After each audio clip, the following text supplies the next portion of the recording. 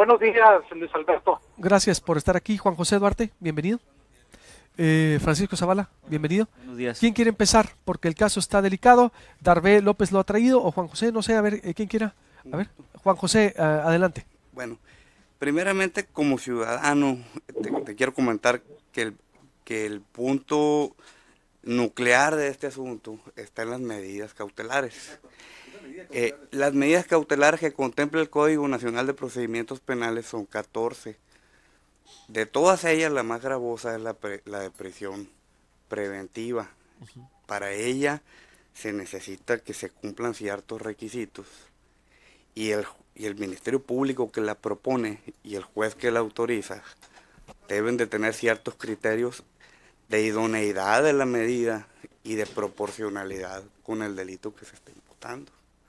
Como ciudadano, yo puedo comentarte que nosotros esperamos y creemos que tenemos una fiscalía y un poder judicial que no son solamente técnicos, que no solamente cumplen con el requisito de conocer las normas y aplicarlas, sino son autoridades que tienen una capacidad de análisis, que son humanos y que son capaces de hacer unas valoraciones de ponderación entre valores y entre perjuicios y beneficios. Es decir, no nomás aplicar la letra de la ley, sino aplicar el criterio, tener una visión humana y analizar la situación realmente de las personas y los casos en los cuales realmente se ocupa aplicar la medida más lesiva, que es la prisión preventiva.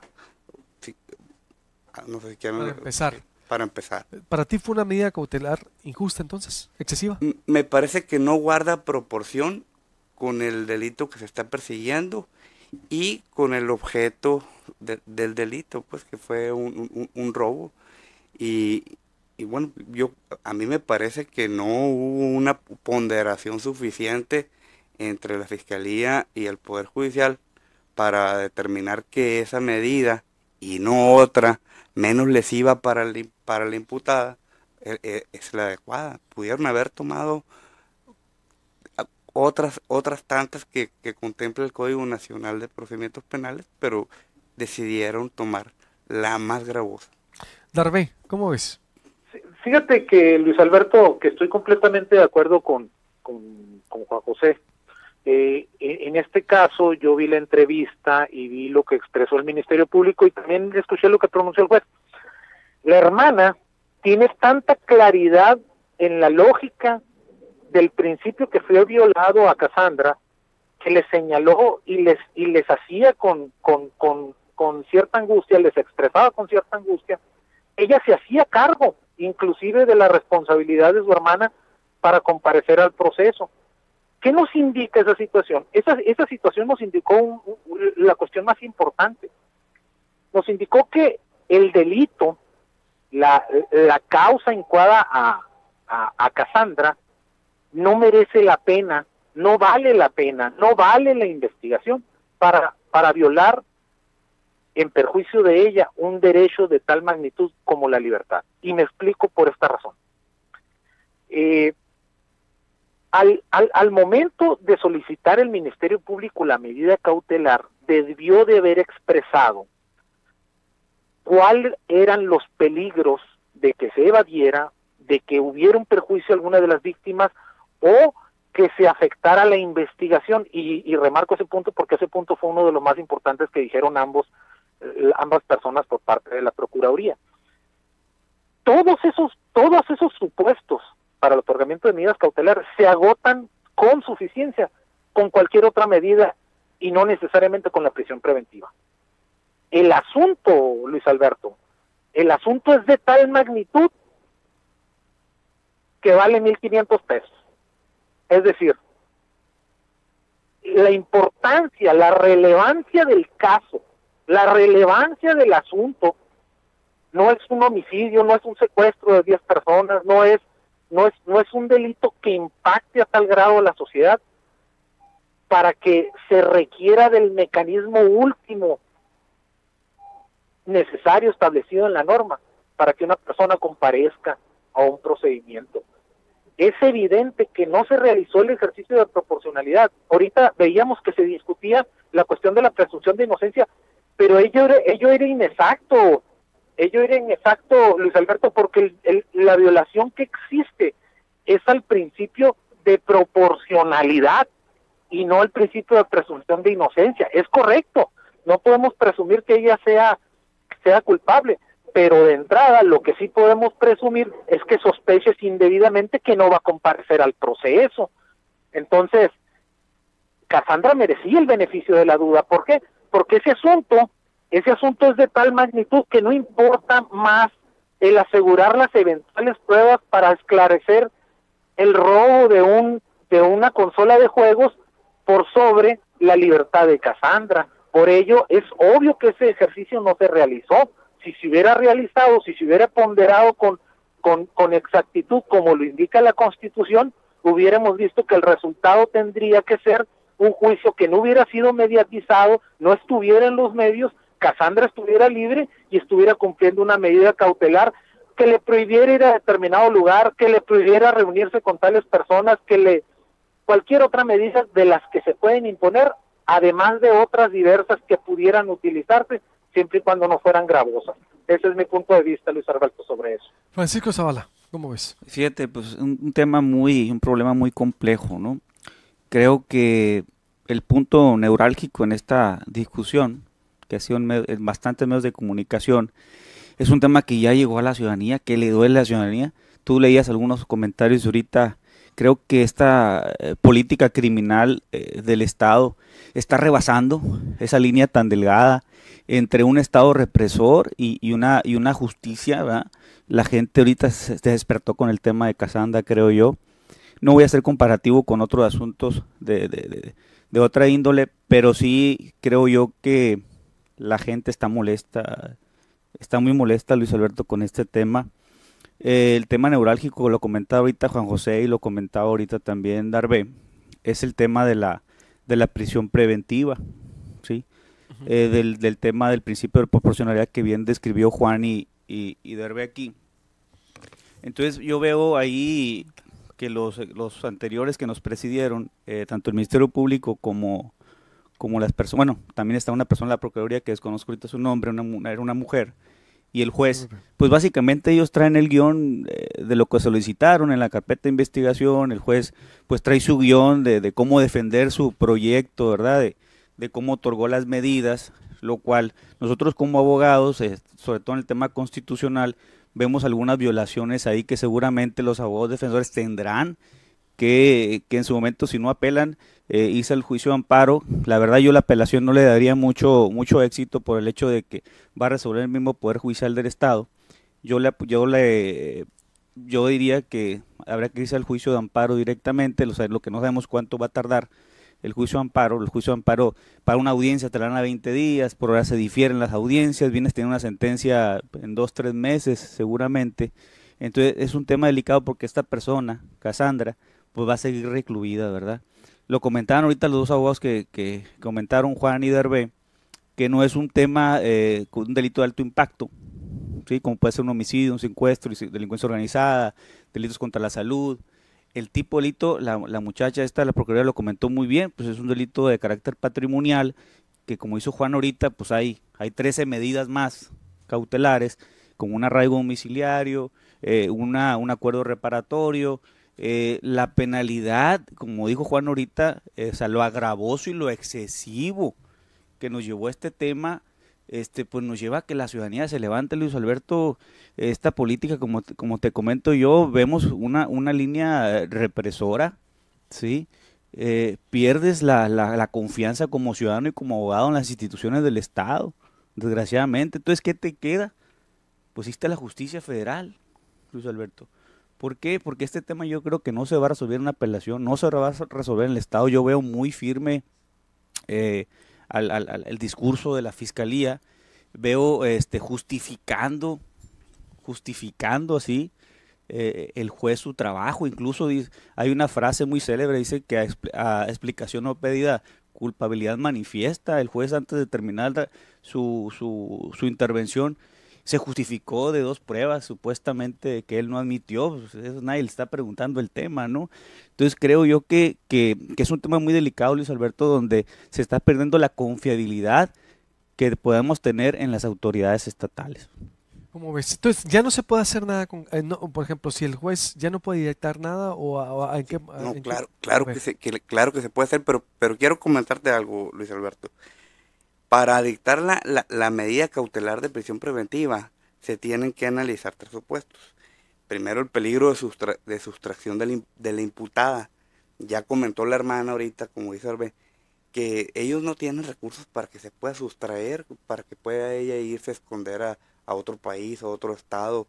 Eso no entra en la lógica de esto. El segundo punto sería el peligro de obstaculización de la investigación. Entonces el código te explica qué consisten esos peligros. Dice que la víctima, que la imputada pueda destruir pruebas o evidencias, pero ¿cómo? Pues si está ella en una prisión preventiva, o que puede intimidar, dice el código, amenazar u obstaculizar la labor de los servidores públicos. Yo digo, ¿cómo puede intimidar Cassandra a la autoridad, a la fiscalía o el Poder Judicial? Yo no veo cómo, la verdad, ¿no? Y por último dice el riesgo de que para la víctima o el ofendido o el testigo o la comunidad, tampoco veo cómo Cassandra pueda poner en riesgo ni a la víctima que sufrió el robo de la consola, ni a la comunidad, ni a los testigos. O sea, no tiene un perfil peligroso ella. Entonces, no veo cómo se justifica la medida. Atendiendo tu pregunta, ¿qué se puede hacer? Las partes pueden solicitar que se revise la medida y se puede hacer una audiencia. Evidentemente, el Ministerio Público, la Fiscalía, pues en un ejercicio humanitario, como lo son realmente, en un ejercicio de no soberbia, que no la tienen, pudieran solicitarle al juez y explicarle que las condiciones objetivas por las cuales están en prisión preventiva Cassandra, pues han variado, porque realmente se advierte que han variado. Pueden hacerlo, solamente falta un ejercicio de bajar el perfil, de dejar la soberbia y solicitarlo. Está en manos de la Fiscalía el poder hacerlo. Y yo creo que lo van a hacer, porque es una entidad pues que tiene sensibilidad y que tienen un criterio humanista y sobre todo pues tienen un criterio de cuidado de los derechos humanos de las mujeres. Entonces no me queda duda que lo van a hacer. Darby. Mira, fíjate que cuando el Ministerio Público estaba exponiendo las razones y quiso ser muy puntual antes de concluir su entrevista, señaló y dijo, quiero mencionar que Cassandra no está detenida por el robo, dijo. Cassandra está detenida por la comisión de otro delito. Bueno, eso me indicó a mí, me hizo pensar que tal vez el Ministerio Público no comprendía bien la naturaleza de las medidas cautelares, porque la detención no obedece ni al robo, ni obedece tampoco a la comisión del delito de robo equiparado que se funda en el artículo 308 bis -E. Y ello es así porque la detención obedece única y exclusivamente a las 3 causas que impone el código que se necesitan resguardar con la medida cautelar. Entonces, yo cuando mencioné que la hermana tenía muy claro en la lógica humana que todos tenemos en mayor o menor medida, y como ella lo recalcaba, sin ser abogada ella destacaba la falta de la proporción, ella destacaba que podía haber innumerables medidas necesarias para que no se le afectara la libertad. Por ello, lamenté mucho pues que no se hubiera tocado el tema, ni que se les hubiera preguntado sobre la idoneidad de la medida que estábamos hablando ahorita. El resistir el argumento por parte de la Fiscalía, resistir el argumento de que esa es la única medida con la que ellos pudieran agotar su investigación, simple y sencillamente no encuentra un piso fértil. No lo encuentra. ¿Por qué? porque esa investigación se agotó, pues. Que no mencionen que va a haber más pruebas relativas a la investigación de la supuesta consola. Entonces, si nosotros hacemos la expresión de una causa, de una razón, tenemos que fundarla muy bien, pero lo peor de todo es que la expresión tiene que conllevar en tal grado la proporción que la afectación del valor que se causa con esas expresiones sean similares o idénticas, si no es que superior. Entonces, la falta de proporción la advertimos en que no existe el mismo valor entre lo que ellos quieren investigar y el dato que pretenden obtener con una afectación a una mujer que es madre soltera, que deja a un niño menor de edad abandonado y del cual es su único sustento. Entonces, ahí sí yo me doy cuenta que falta un ejercicio de comprensión de la naturaleza de los derechos humanos, de la naturaleza de los mecanismos de interpretación y de aplicación de las normas que restringen derechos humanos, y la verdad, tomando en consideración que ese ejercicio se hace cada que una persona es vinculada, creo que es el ejercicio más importante, porque a las personas no se les imponen medidas cautelares por la comisión de los delitos. Eso sí es violación a la presunción de inocencia. Lo que expresó el Ministerio Público sí estaba violando la presunción de inocencia, porque la detención no obedece a la comisión del delito. La detención obedece a que en su planteamiento ellos creen que se puede evadir y no le dieron el beneficio de la duda a Casandra. Francisco, y ya a ver. Sí, mira, concluyo, Luis Alberto, es una injusticia lo que se está cometiendo. Mira, el tema neurálgico, como te comenté ahorita, es el tema de la prisión preventiva. No sabemos en su momento, cuando se dio el procedimiento, qué pruebas va a aportar el Ministerio Público o qué pruebas va a aportar la defensa para demostrar la inocencia de Casandra. Lo que sí es que hay un exceso, lo dijo muy bien ahorita Juan y fue muy puntual, hay un exceso en las medidas cautelares. Hay 13 medidas que pudieron haber sido una vía, y a lo mejor no estuviéramos ni siquiera aquí, Luis Alberto. Creo que el problema está rebasado, creo que el problema ya llegó a la ciudadanía, y la ciudadanía, tú mismo lo dijiste ahorita, está molesta. Está muy molesta con esta política criminal.